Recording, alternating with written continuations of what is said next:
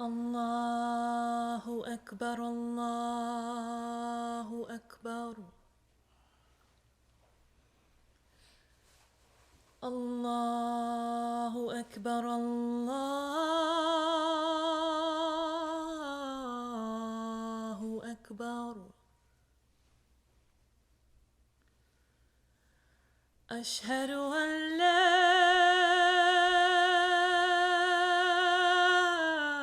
إله إلا الله أشهد أن لا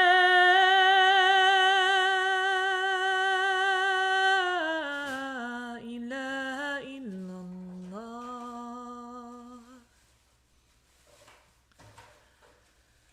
أشهد أن محمدًا رسول الله أشهد أن محمدًا رسول الله حي على الصلاة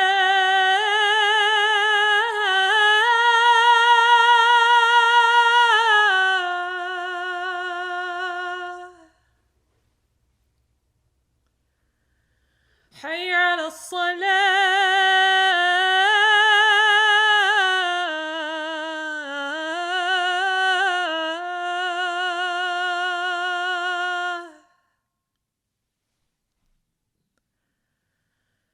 حي على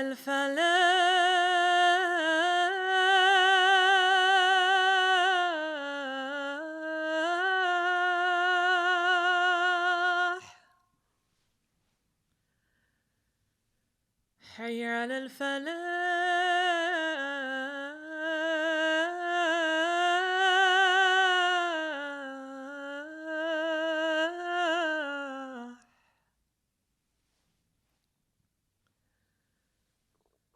الله أكبر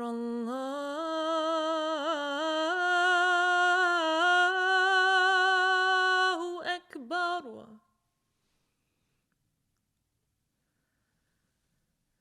لا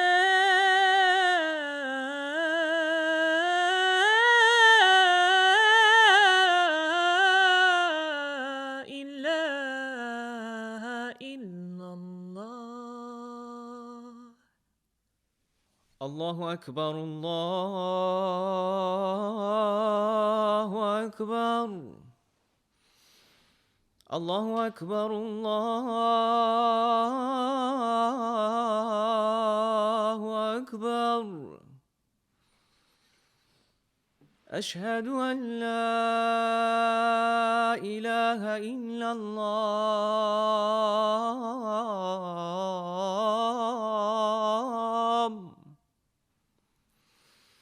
أشهد أن لا إله إلا الله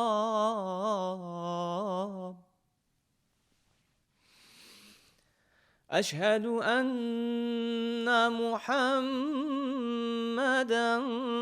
رسول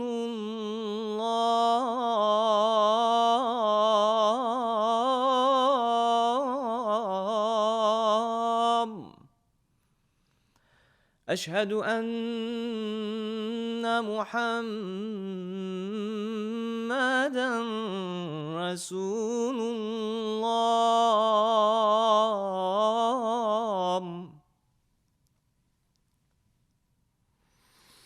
حي على الصلاة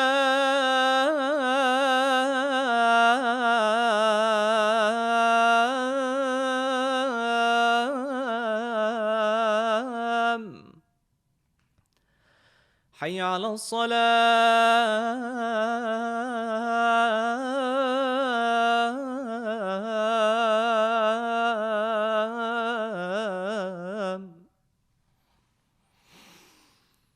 حي على الفلاح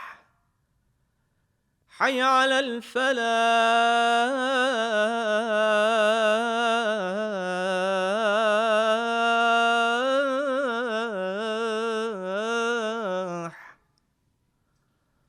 الله أكبر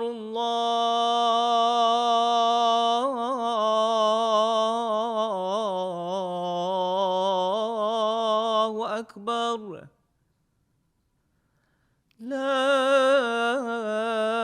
إله إلا الله أعوذ بالله من الشيطان الرجيم بسم الله الرحمن الرحيم بسم الله بسم الله بسم الله الله الله الله أكبر ولله الحمد أشهد أن لا إله إلا الله وحده لا شريك له له الملك وله الحمد وهو على كل شيء قدير وأشهد أن محمدًا عبده ورسوله اللهم صل على سيدنا محمد المصطفى وعلى آله الطيبين الطاهرين ورضي الله عن المهاجرين والأنصار سبحان ربك العزة أما يصفون والسلام على المرسلين والحمد لله رب العالمين.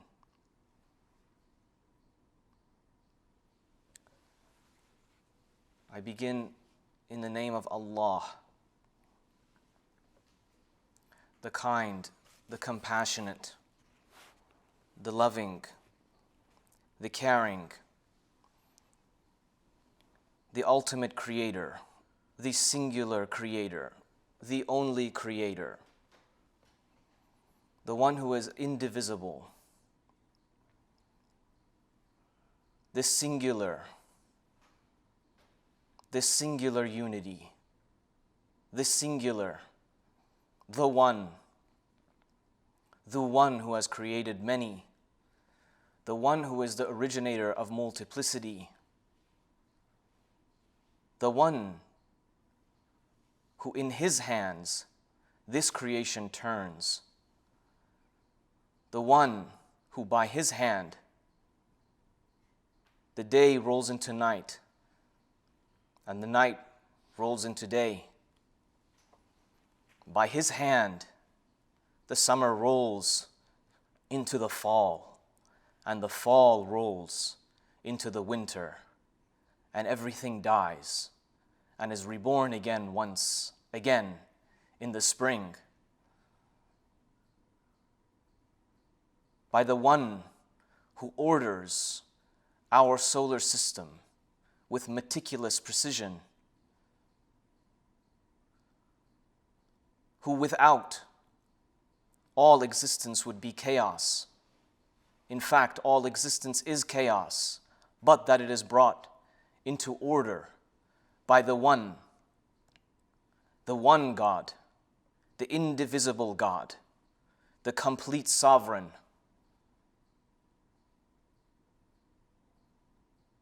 the kind, loving, and merciful sovereign, who is immaculately and intensely invested in every single moment of creation, whether that creation has the conscious mind of a human being, or of a cat, or of an ant, or of a planet, or of a star. The galaxies submit to him. The stars submit to him. The mountains submit to him. All of creation submits to him and speaks of his glory and bows and is destructed in his presence, annihilated in His presence, but that He puts veils between Himself and us, and that we construct veils between us and Him, all would fall apart. Subhanallah.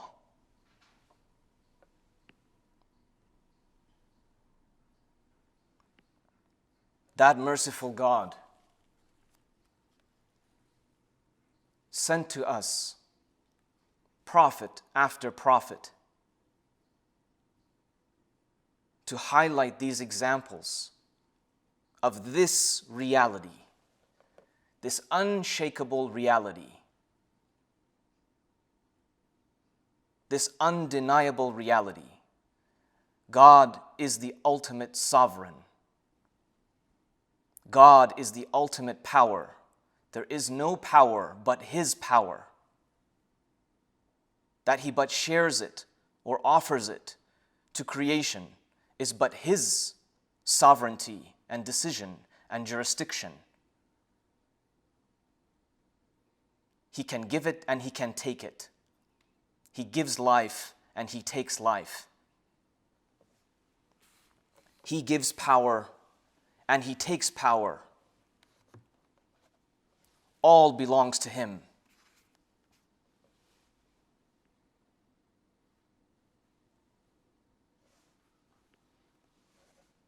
Our prophets were sent with the incredibly difficult task of reminding human beings and jinn and all creation that all must submit before this one truth, though they have been given the immaculate grace of volition to choose, but shows the fantastic, unbelievable, amazing reality that Allah has constructed, that the entire universe is made at His behest and stands at the ready to follow any order that He sends it in its way, to rearrange itself such that they comply with Allah's order and command. And despite that, the creation of human and jinn still turn away and refuse to submit. Human and jinn fancy themselves greater than the mountains, greater than the weather, greater than the planets and the stars and the laws of gravity and the laws of thermodynamics and the angels and creation of itself. They see themselves above all of these things.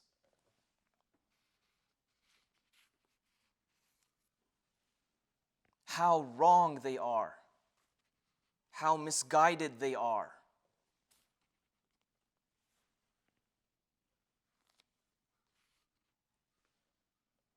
Alhamdulillah alladhi hadana lihada wa ma kunna linahtadiya lawla an hadana Allah.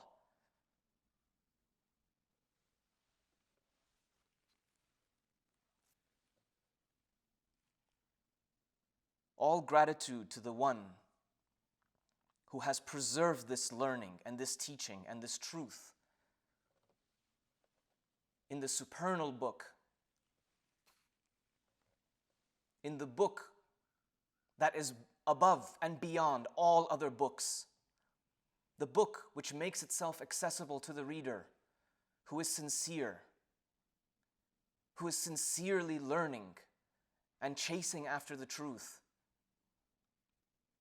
The book that opens itself in meaning to the child at its level, to the high schooler at their level,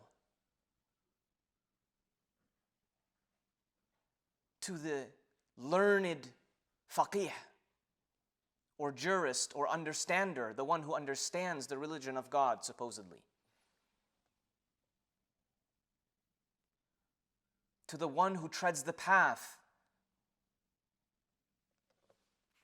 of seeking the oneness of God, the Quran meets it on that individual's level.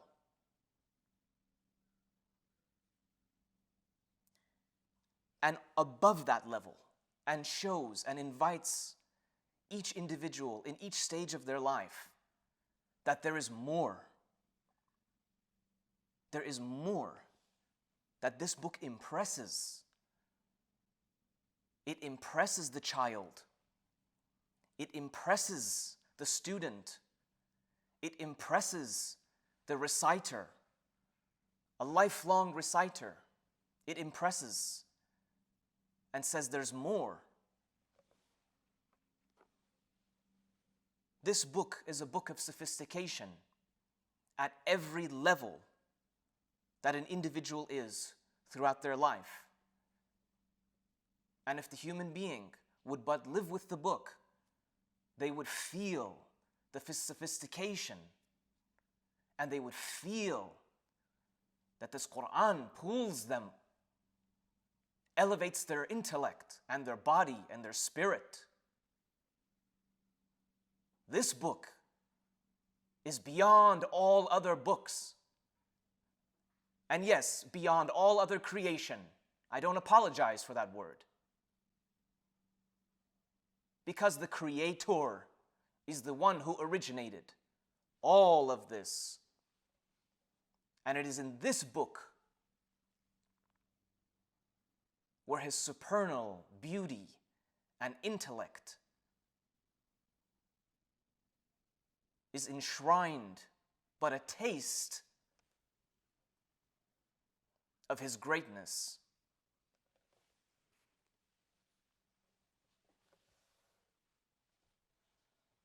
That is the reality. All other descriptions of reality are but constructs. Constructs can either be connected to that reality, or they can be alienated from that reality. The construct that is disconnected and alienated is deluded. It is wrong. It is deviant. It is an aberration, an abomination, offensive to God and to the people of God, offensive to the creation of God, offensive to the trees and the birds and the beasts, offensive to the solar system and the galaxies,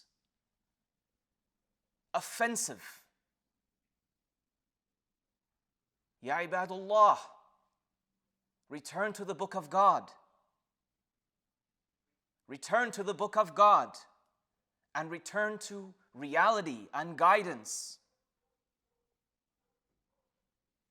And increase your supplication and your blessings upon the Prophet and his holy household.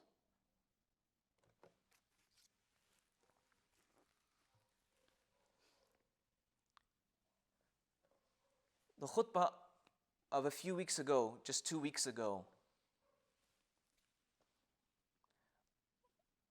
was an incredible khutbah that left a very lasting impression on me. And I'm sure if you heard it, it had the same effect on you. It's not the first time that we have heard the Shaykh speak about the hadith of we get the deserve, or at least this is the way that he talked about it, in which he speaks about we get the leaders that we deserve. That our leaders are representative of where we are as communities. And that's a very difficult thing to hear and think about and ponder. As we live in this time where hundreds of Sudanese can be butchered in broad daylight,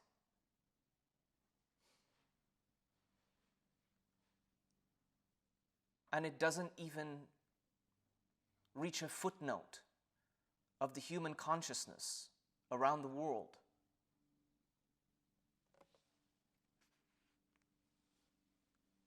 That the RSF forces and Sudan can continue to butcher the Sudanese people such that they have no choice but to accept a temporary alliance and support for the Sudanese National Army, the government which the Sudanese stood up against to criticize and to demand freedom from.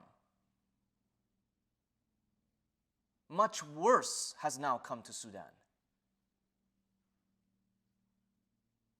And brought to you by who? None other than the United Arab Emirates. O Muslim, what are you doing to hold the United Arab Emirates to account for enabling these horrific crimes in Sudan?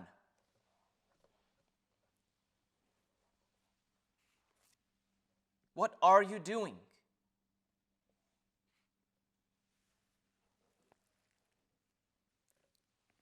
Just a few weeks ago,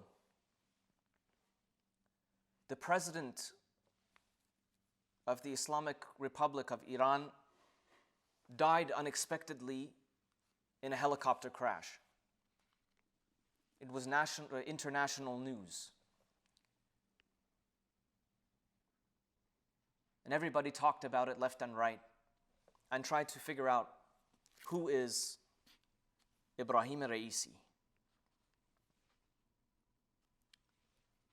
As the Sheikh eloquently put it, even those who we would wish to deem our heroes have blood on their hands.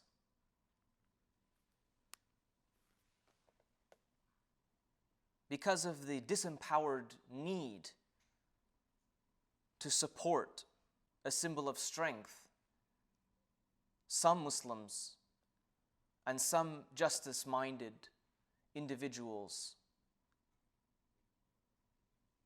sought to aggrandize Raisi as a person and label him as a martyr or as a champion for the Palestinian liberation cause.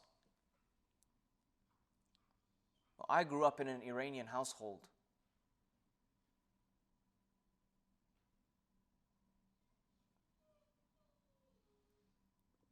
The revolution of 1979 brought for many people a lot of fear and a lot of hope at the same time.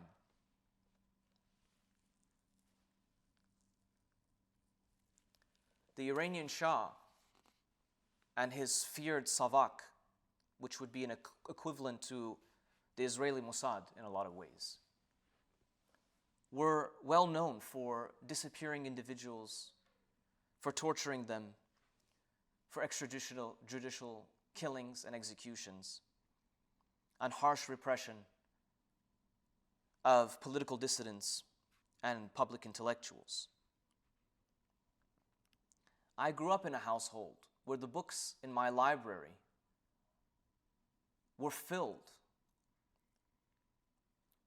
with the torture and the execution of Iranians, both before the revolution and certainly after the revolution. I was a young child when I first saw pictures of dead bodies, hangings, torture, face after face after face after face after face, thousands of prisoners who were executed. I read their names and I wondered, what could make this okay? As a child, I didn't understand the complicated natures of political policy or the difference between a monarchy or democracy or an Islamic republic. All I knew was that my countrymen were engaged in torturing fellow countrymen, imprisoning fellow countrymen and murdering them. That was a deeply damaging truth to my psyche as an Iranian American. It made me feel that my people were primitive, that my people were violent, that my people were power hungry, that my people were barbaric. And thank God that I grew up in the West, where I don't have to live that reality. Those were the thoughts of a child.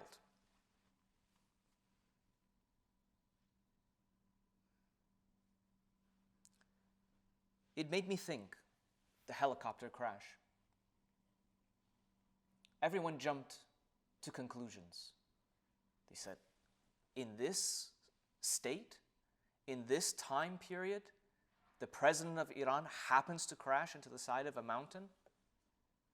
And depending on where they are, in terms of their political views, some said, this is an internal job. This is an inside job. Some Iranian politician of some sort wanted him out of the way, and they found a way to help him meet his demise on the side of the mountain. Others said that this is clearly Mossad. Mossad does all kinds of assassination activities that's documented over the decades, and this is no different. I don't think so. And I don't think anybody thinks so anymore either. No. That helicopter crashed. Whatever the reason, I don't think that it was premeditated. And it doesn't really matter. And it doesn't matter because even Khamenei himself, the Wali al-Faqih, supposedly, of the Islamic Republic, immediately consoled the Iranian people and said, do not worry, with the death of Raisi, nothing will change. The day-to-day government activities will go on as they were going on beforehand, and nothing will change. It will remain the same. That made me think. If a president of a country were to be flying in a helicopter in any other country and they were to die, would anything suddenly change? Or would the system continue unabated? And I thought further. What if bin Salman of Saudi Arabia died? What if Abdel Fattah al-Sisi died? What if bin Zayed died? What if any of these so-called Muslim rulers died? What would change? Would we see the end of the genocide in Sudan? If bin Zayed died today, crashed, would we see the end of the misery of the Yemeni people? If bin Salman died? If the king of Jordan died and the Pharaoh of Egypt died, would we see the end of the suffering of the Palestinian people? You tell me. You think about it. You tell me. At the end, I'll ask you again. You tell me. Let's think about it together. Would the Muslim world suddenly become the bastion of ethics and liberty? We get the leaders that we deserve. Then the natural question is, why do we deserve these leaders? I implore you to return back to the khutbah from 2 weeks ago to listen because this is a question that needs to be answered in multiple different angles.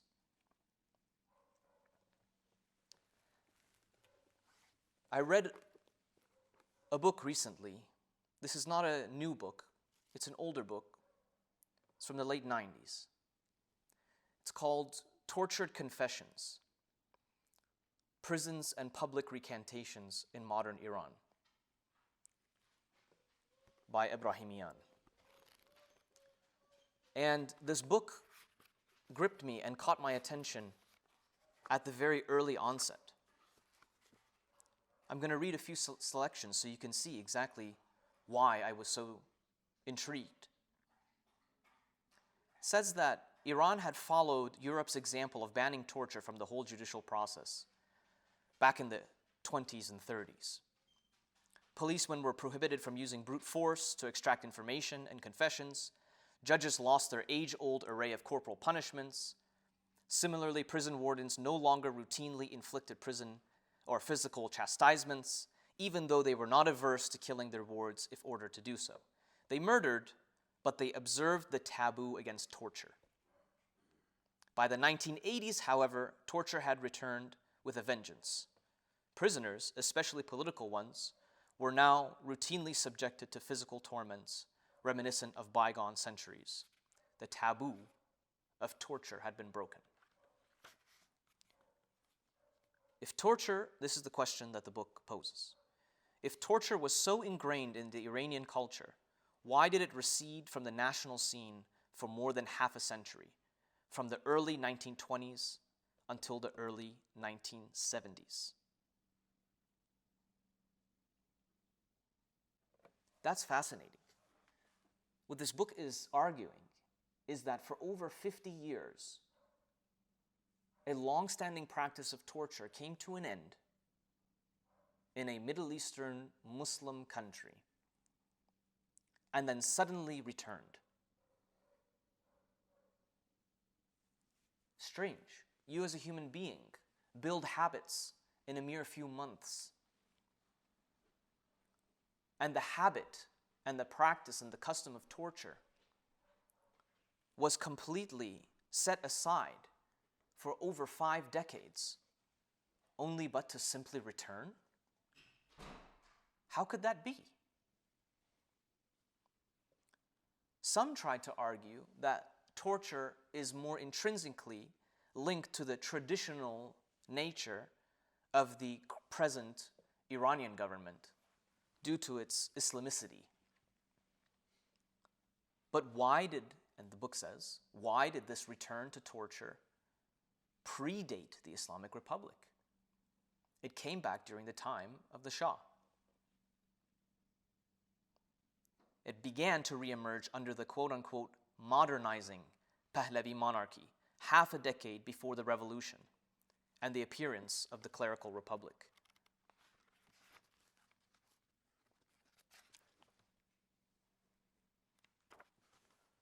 As I read on, there were small tidbits that were interesting.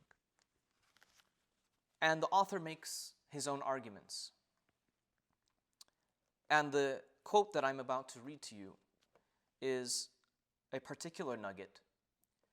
And I don't believe that the author uses it in the way that I'm going to present it, because the time period in which it took place predated the Pahlavi era and was towards the end of the Qajar era.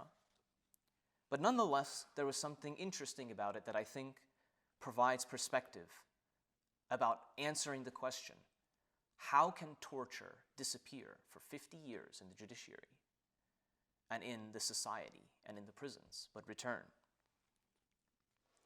It says about when the British were speaking to the king, Nasir-ad-Din Shah, the British envoy tried to persuade the chief minister to forego these quote-unquote revolting tortures, arguing that they would disgust Europe, quote-unquote, and tarnish the country's reputation of, quote, advancing towards civilization.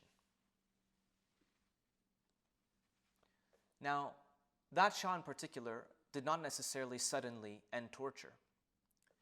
But this quote does make one think.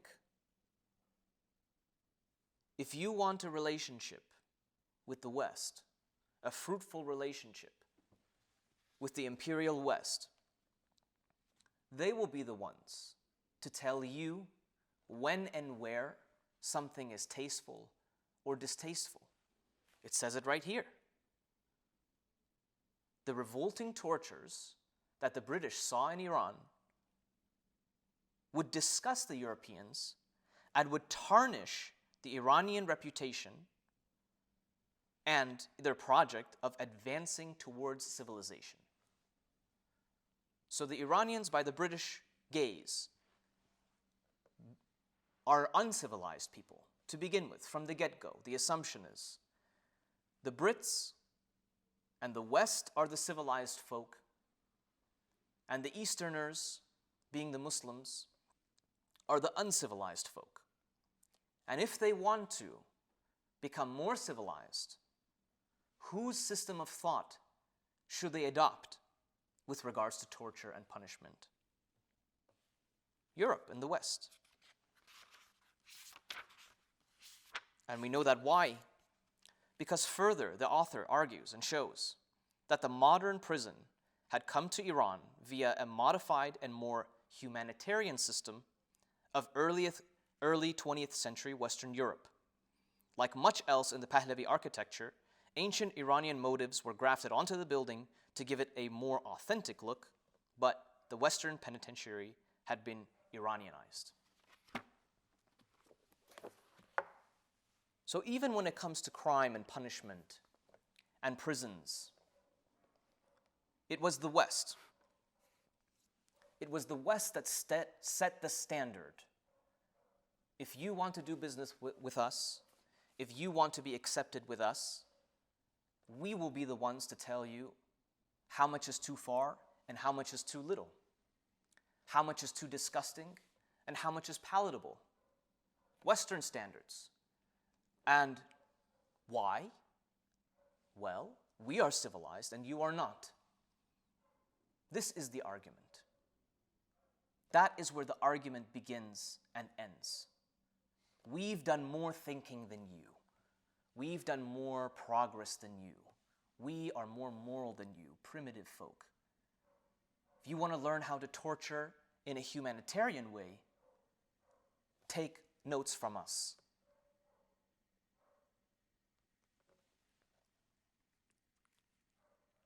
In the second khutbah, we'll examine this further. And we'll try to return back to our book to understand this. Astaghfirullah li wa lakum. Asalullah istajib lakum. May Allah forgive us all. Bismillah ar-Rahman ar-Rahim. Alhamdulillahi Rabbil Alameen. Wassalatu wassalam ala Sayyidina Muhammadin wa ala alihi tayyibin tahirin. Subhana rabbika Rabbil Izzati amma yasifun. Wassalamun ala al-Mursaleen. Walhamdulillahi Rabbil Alameen.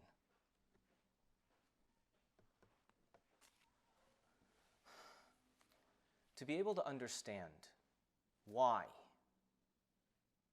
did the torture end in the early 20s and then suddenly resume in the late 70s?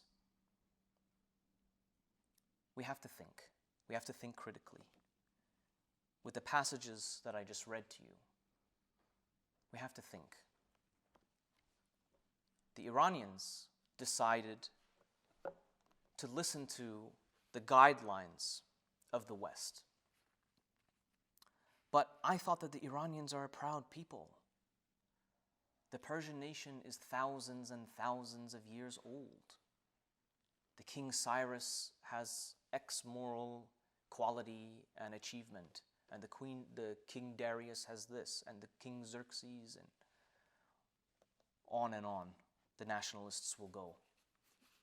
And the Zoroastrian religion of doing good and thinking good and being good. And okay, so why end torture? Was it a moral choice? The Iranians said, it's the 1920s. It's time to get real. Torture is a problem. Torture is inhumane. We mustn't torture. Enough is enough.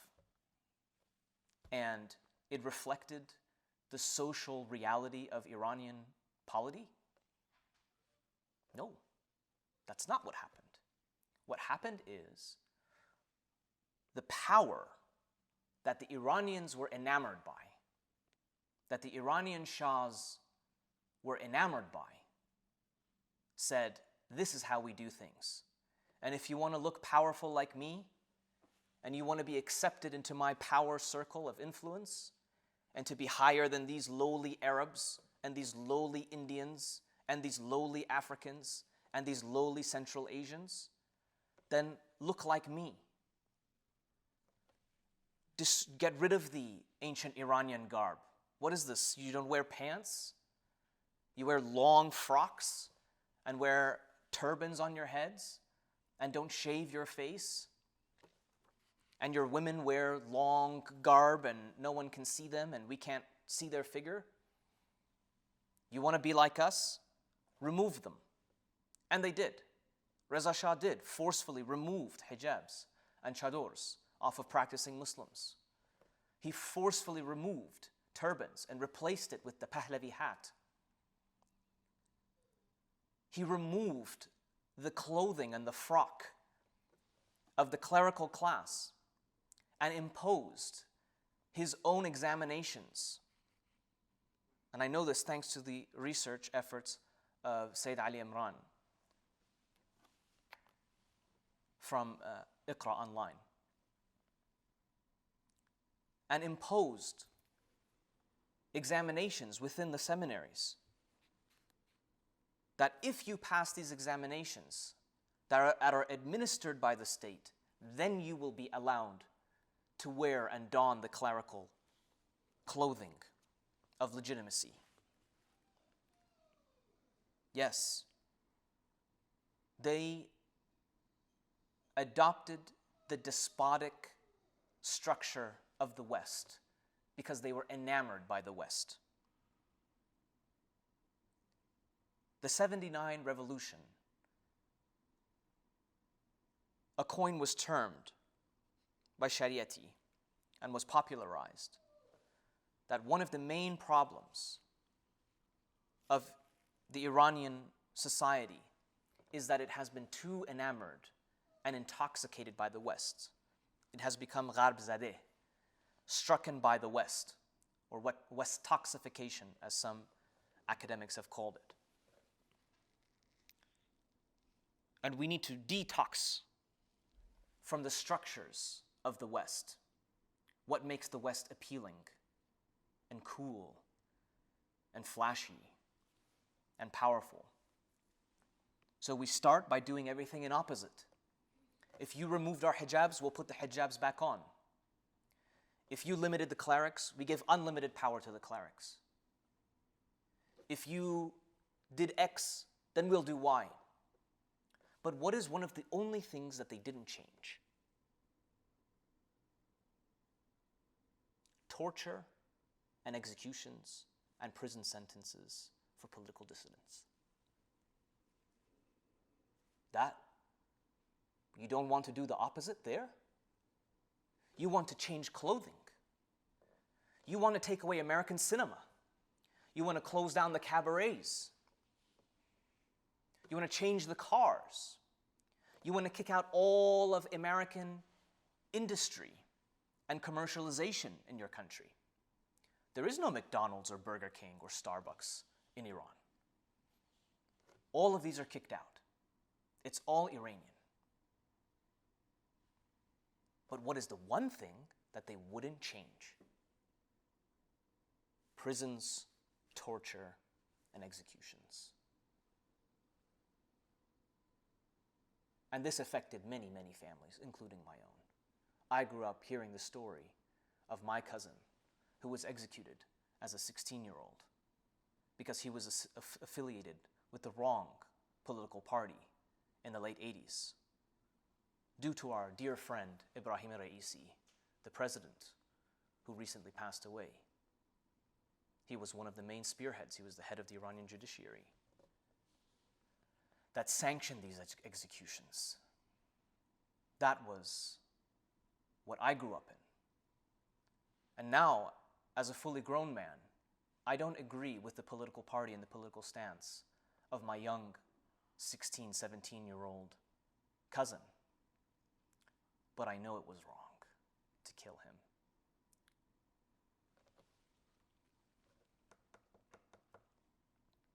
Why? Why are we like this? Of course, like I said, the Quran is the root and the anchor. If you're rooted in the Quran, you can begin to understand. And if you are not, then you can write a book like this and offer all kinds of different opinions, but they're just guesses. I turn your attention to Surah Al-Zukhruf, and I apologize for taking so much of your time. Surah Al-Zukhruf is an incredible surah, and many people know it quite well, especially given its title. The title is very appealing and amazing.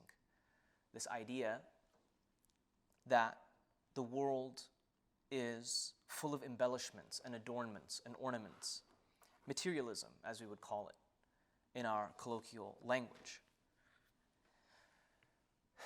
And Islam has a long-standing culture of asceticism and self-denial and regulation. And the Quran, as a book, constantly reminds that the material reality of this world is but an illusion, and it is a test, and it is temporary, and the real reality is the one to come. The real life is the one to come. And to not be of those who sell their future in the hereafter at the price of the embellishments and the adornments of the current material reality. Surah Al-Zukhruf does much the same and reminds. But I think that Surah Al-Zukhruf is a lot about power and about the human being's relationship to power and how the human being relates to power through the material world of glitz and glamour, of comfort and safety above all. I don't think that it's glitz and glamour per se that is the main issue. As is said in the tafsir, not all zukhruf is necessarily by itself bad, but it is bad when it is the definer, it is the criteria for your value system. Then zukhruf is a major problem. But there's a particular section in Surah Al-Zukhruf. The previous sections outline some of the failures of human beings about being musrifin, extravagant, or people who have used and spent and ate too much, wasteful individuals. Wasteful individuals. And I believe that the surah talks about how the concept of zukhruf erodes not just your mental capacity, not just your intellectual capacity, not just your social capacity, all of these. It erodes your ability to think. It even erodes your ability to experience something and recognize the reality of that experience for what it is, and logically choose what to do. Why do I say that? I say that because of the section in which the Prophet Moses approaches the Egyptians and the Pharaoh. This begins around, let's see, verse 46. I'll read several ayat to you so you get the understanding of this section. It says, "We did indeed send Moses with our signs unto Pharaoh and his notables. And he said, I am a messenger of the Lord of the worlds. But when he brought them our signs, behold, they laughed at them. Not a sign did we show them, but that it was greater than its sister. And we seized them with the punishment that they may haply, or perhaps that they may return. They said, O sorcerer, call upon your Lord for us in accord with that which he has covenanted with you. Surely we shall be then guided. Yet when we removed the punishment from them, behold, they reneged. And Pharaoh called out amongst his people and said, O my people, is not the sovereignty of Egypt mine? And do these streams not flow beneath me? Do you not then see? Am I not better than this one who is vile and can scarcely speak plain?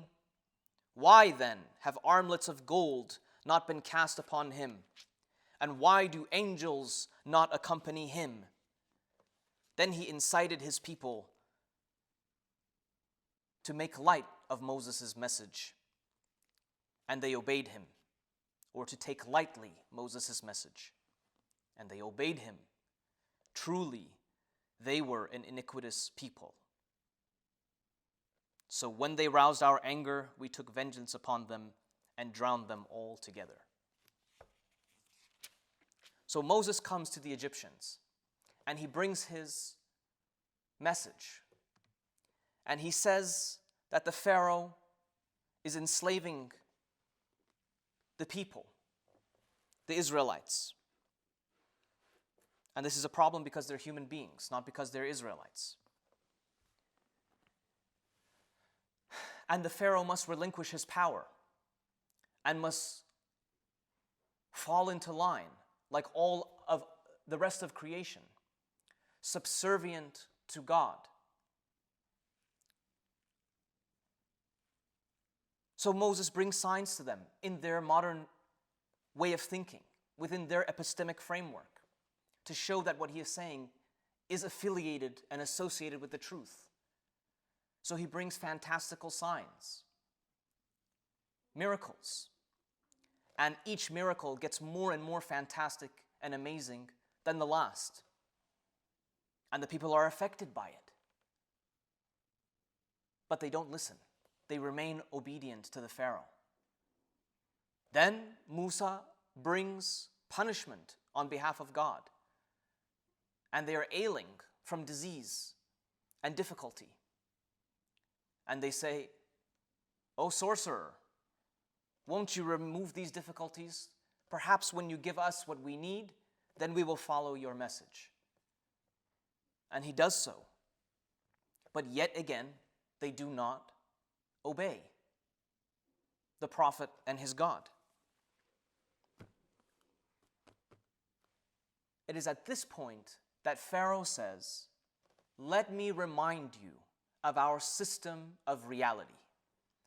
The system of reality of the Pharaoh is, I am Pharaoh. You are minion. You are small. You are smaller than me. Some of you are serfs, and some of you are slaves, and some of you are soldiers, and some of you are the ones that whip the soldiers, and some of you are the ones that whip the slave, and some of you are my servants, and some of you are my viziers, and some of you are X, Y, and Z. And I have ordered this system of reality based on external superficialities that will mark your level in my society. You who are lowly are naked, and you who are middle of the way have some ornamentation or silk robes. And I and my viziers are the ones who are draped and embellished in gold. And why? Because ultimately, it is the rivers that are under my command. Your livelihood is under my command. What you know is under my command. What you have come to accept as reality is under my command.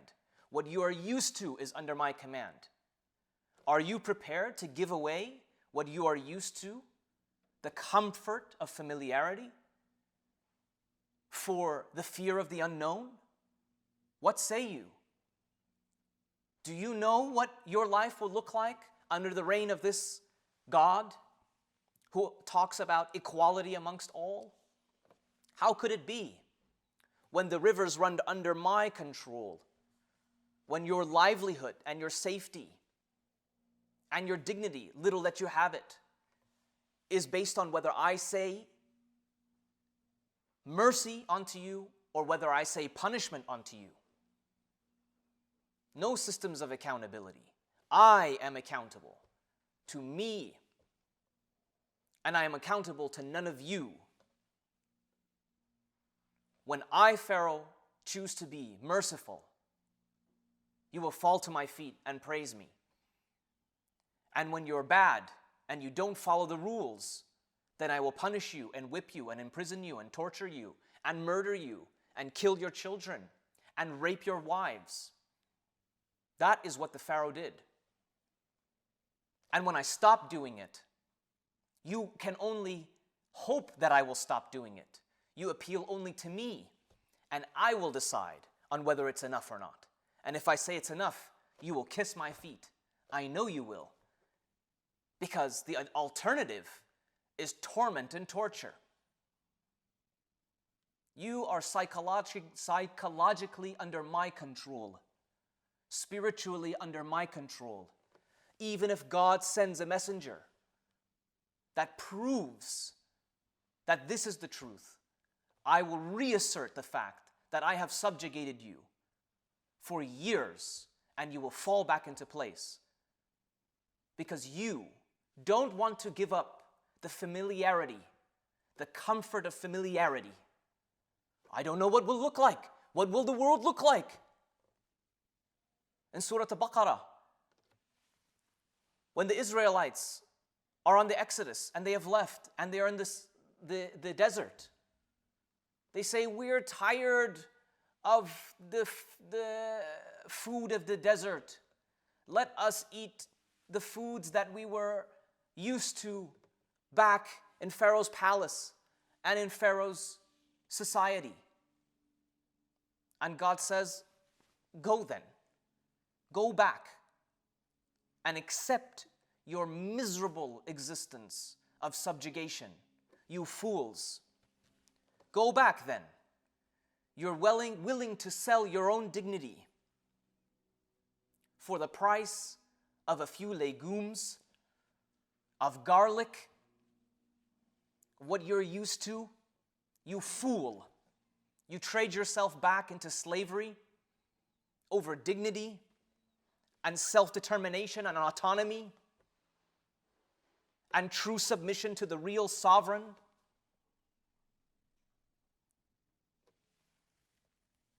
This is the wisdom of this book. فَاسْتَخَافَ قَوْمَهُ فَأَطَعُوهُ إِنَّهُمْ كَانُوا قَوْمًا فَاسِقِينَ. There's numerous translations for this verse. That's why I'll offer my own. Pharaoh held above the head of the Egyptians his power and reminded them that they have what they have because he said so. And that's the truth. And because they were used to that reality and they were subjugated for so long, despite knowing that there might be another reality. I'm sorry, despite knowing that there is another reality, they still were bullied by the power of comfort. Power. It's the exercise of power that can protect one's comfort and luxury, and as does the submission to that power. Submission to power. You think, why would they give in? Because they deem their lives with some level of luxury and comfort, not enough to accept the reality of a prophet coming and telling you and showing you and proving to you through intellect and through miracle. You don't have to be subjugated anymore. You can rise, and God will be behind you and in front of you and above you and to your sides. No longer will your light be lit by a torch of material reality, of flames, of carbon and oxygen and nitrogen. Light, divine light, will cast away the darkness if but you believe that to be true. If but you take the faith, the leap of faith in the truth that you know is true, but you're too addicted to the comfort and too afraid of the unknown. And yes, it's afraid, it's fearful, it's scary when you walk downstairs into your basement with the lights off by yourself. But what if you walk down into that basement with 3 or 4 or 5 other people? It's scary to stand in front of the Jordanian embassy and light yourself on fire. It's scary to stand up on the podium and to risk not being able to go back to your home country. It's scary to line up and protect the youth in this country who are risking everything, their entire future, to simply say, no, we won't allow it. And if you do it, it wasn't with our permission. It's scary. But it wouldn't be as scary if more of us stood up at the same time and said the same thing. If more of us showed courage. Hajj is upon us. And the minister of Hajj stands up and says, this is a ritual. Observance of a ritual must be protected at all costs, and we will not tolerate any political sloganry. You fool. It's scary to say, I am not going to let this guy dictate to me anymore what I do in my holy site. But it wouldn't be as scary if more of you looked at the minister of Hajj and said, I'm sorry. Does the streams of the rivers flow beneath you? Is the sovereignty of the Hijaz yours? You arrogant man. You fool. You deviant. You abomination and aberration in creation. You are an aberration and an abomination. You are filthy, and you do not have the requisite purity to speak or let alone stand in the holy sites.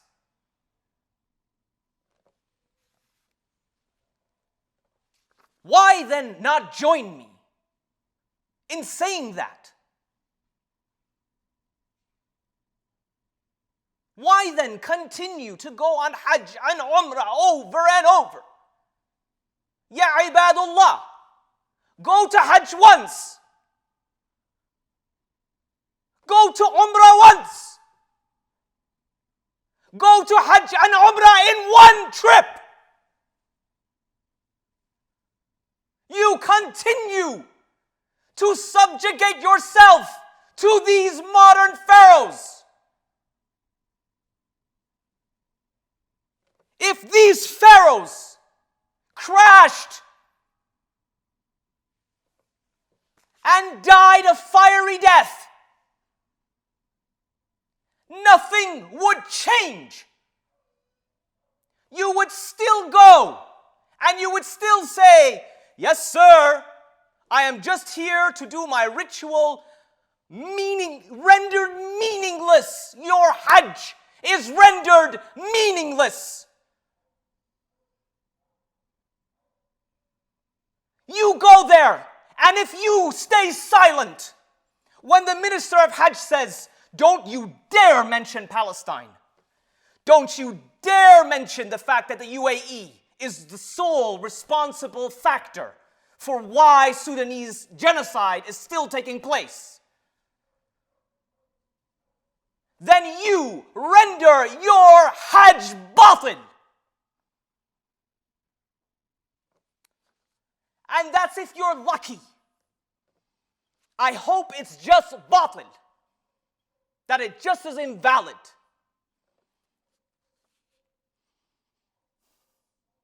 I cannot contain my emotions and anger any longer. Who else on the planet Earth must wake up every morning and look at images like we do? Our children lynched. Body bags in the middle of God knows where, just piles of body bags. How many more janazah prayers will it take?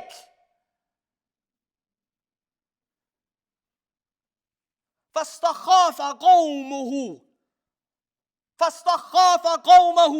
فأطاعوه. Yes, they bullied you. They said, we hold the keys to the holy sites. We will render Masjid al-Aqsa. Forget about Masjid al-Aqsa being number 1 or number 2 or number 3. In our world, it's number 0. Masjid al-Aqsa only. And as someone very astutely said on the internet, Masjid al-Aqsa matters only to the southern Lebanese and matters only to the Palestinians.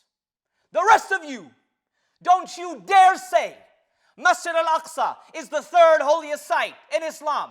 It is the 0th holy site in Islam. Your local mosque is more important to you than Masjid al-Aqsa.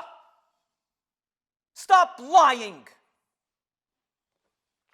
If it were, you would be bullied and you would be subjugated back into obedience of a man, I don't even know his name, the Minister of Hajj. Who cares? Don't you dare. Don't make us mess around and you'll find out. Any funny business. إِنَّهُ كَانُوا قَوْمٌ فَاسِقِينَ. You were an immoral, amoral people. You have no morality. Don't be a people of no morality. Demand that those who represent you represent your values. Because if you don't, then that is you, just like the Israelites and the Egyptians who said, I know there's a duty here. I know that what I saw is true. I know, but I'll just accept the lie that Hajj and the sacred site of Masjid al-Haram, the Haram, Masjid al-Haram, is only for mechanistic ritual observance. How dare you speak about the plight of Muslims? How dare you convene as an ummah and talk about this Hajj is the Hajj in which we, the people, will come to a solution. We, the people, will finally say out loud, yes, Israel bad. Yes, America bad. But if it were not for our own leaders, this would never happen under their watch. And even now, I will give you the final proof. Qatar, the darling of the Arab world, that presents itself as the one real protectorate, the Sunni protectorate of Palestinian interests. Yes, Qatar, who is involved in the supposed ceasefire process as an integral and crucial member. This happened back in March, and it's happening again. And I mentioned it before. Qatar released information beforehand and said a ceasefire is imminent. In fact, a ceasefire has been agreed to, a ceasefire is happening. And we saw the poor people of Gaza prostrate in thankfulness and saying, Ya Allah, thank you for finally bringing it to an end. Only to find out with more bombs and more destruction that it was completely farcical. That wasn't Qatar making a mistake on accident. Qatar wants to position itself much like the Iranian Shahs wanted to position themselves as the alternative, as the powerful governor of the Israeli, European, American ummah, as our Sheikh has very brilliantly laid out. We'll be the policemen here, and please, you are the Pharaoh, and the rivers run under your feet, and our livelihood and our protection and our glitz and glamour will be decided by you, and we'll buy your products and wear your clothes and play your games and whatever else. Please accept us. Let us be one of you and protect us from the evil other groups that are in our region.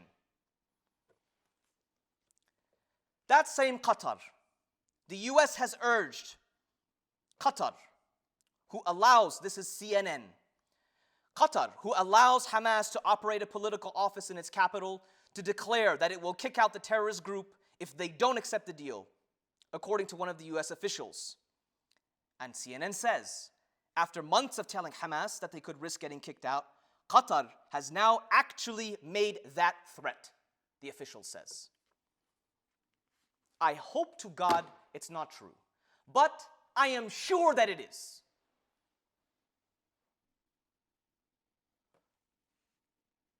We asked a number of questions in this khutbah, and again I apologize for taking so much of your time. If torture returned after 50 years, and it went away at the behest of the West, for whom did it return? It returned for the West. When it got too hard to maintain the dissident voices, they clamped down with more torture, more imprisonment, more exile, more of all of the awful things that you can imagine that take place in our lands. Because the West said, this is getting out of your hands. Don't forget that there was a democratically elected representative in 1953 that came on, and you lost your value, Mr. Shah, Mr. Pahlavi. And if it wasn't for us bringing you back and propping you up, you wouldn't have the power. Clamp down. And the Mossad was integrally involved in that process, in training the Savak. So why did the Islamic Republic, who decided that everything Western was ugly, go back to torture and imprisonment and execution and lying about it? Because their reliance wasn't truly on God. There, I said it. I said it. And you know what? I don't have any friends, so I have none to lose. Maybe more of you should be like me. Stop making friends that will get you, that will hold it around your neck. My friendship comes at a price. If you criticize Hamas, you're out. If you criticize Israel, you're out. If you criticize Iran, you're out. My loyalty lies not with Hamas, not with Israel, not with the United States, not with Iran. My loyalty lies with the true sovereign, which is Allah. Who does your loyalty rely with? Whose reality do you accept? Were you ensnared by the Zukhruf of the power? The Islamic Republic looked at the power of the Shah and the West and said, now that's power. That's the conclusion they came to. Now that's power. We were the ones that were in the jails and were being tortured and were being exiled and were being told what to do in our own seminaries. Not under our watch anymore. Now you will be in the jails and you will be tortured and you will be told what clothes to wear and you will be told what brands to buy and you will be told what to think and you will be told, because I am Pharaoh now. And it is the embellishment and the adornment of the power of the Pharaoh that ensnared them. In Persian, when you want to say something is nonsensical, useless, you call it muzakhraf. Muzakhraf. In colloquial Arabic, it doesn't have that meaning. It refers to like couches and the embellishments around the house. But in Persian, the term Zukhruf took root in the mind of the consciousness of the people, and it came to mean something. Muzakhraf. The muzakhrafat of the crown of the king. The Zukhruf of the gold draped upon the Pharaoh. The Iranian Islamic Republic government traded the gold and donned the clerical garb. It took off the crown that was embellished with gold and replaced it with black and white turbans. And they rendered those turbans muzakhraf, useless, nonsensical, abominations. Gold has uses, but it should not be usurped and subjugated for ugliness and despotism. You people, be honest with yourselves. We as a community, as a society, have to be honest with ourselves. The reason why we're really trapped is because we're afraid. We're afraid of losing what we have. But we wouldn't be afraid of losing what we have if we were united. And we are rendering our belief system and our prayers and our fasting and our hajj to be little more than muzakhraf.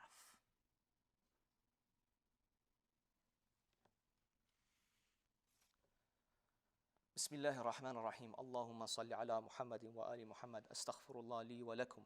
As'alullah istajib lakum.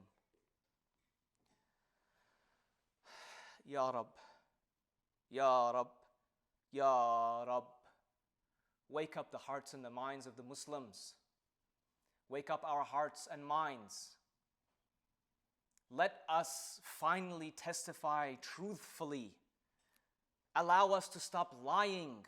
Persuade us to stop lying. Persuade us to truth.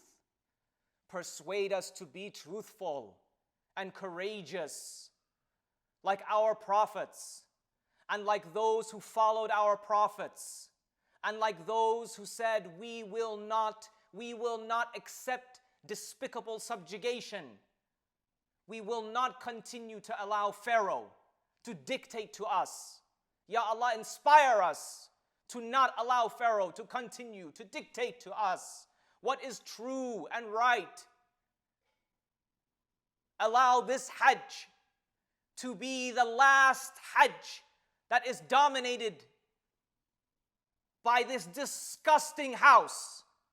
Ya Allah, curse this house of Al Saud.